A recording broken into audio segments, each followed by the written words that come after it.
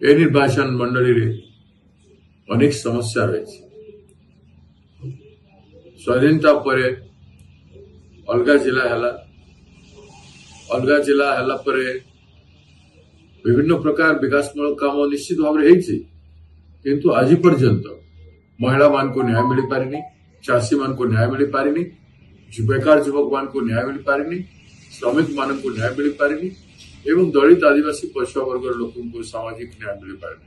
हक मिल पारिना। सब क्षेत्र में नुआपड़ा भली आज पर्यंत गोटे विश्वविद्यालय या महाविद्यालय प्रतिष्ठित महाविद्यालय हो पारि ना, मेडिकल कॉलेज गोटे हो पारि ना, गोटे सुपर स्पेशलिटी हॉस्पिटल है किंतु सेठी कौन प्रकार ट्रीटमेंट हमार सुजोग रहा ना। आज किसी बिल्डिंग है आम नुआपड़ा को अलग जिला करिवारे अनेक लड़ाई अतीत लड़ी आसु एवं नुआपड़ा को विकास करिवारे अनेक संग्राम करी नुआपड़ार विकास आज पर्यंत आसी किंतु 25 वर्ष धरी बीजेडी किसी करि पारि नाही एवं बीजेपी शासन काल में केंद्र सरकार कौन प्रोजेक्ट हो पारे। रेल प्रोजेक्ट मु मंजूर करी खड़ियार रोड ठारू आमर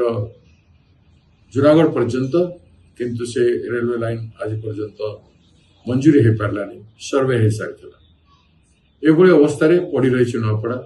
नुआपड़ा को बहुत विकास कर अच्छे समस्त आशा पूरण करने नुआपड़ा निर्वाचन रे विधानसभा निर्वाचन रे घासीराम माझी जड़े संघर्षशील व्यक्ति जीवन भर संग्राम कर 5 थर निर्वाचन हारी सारी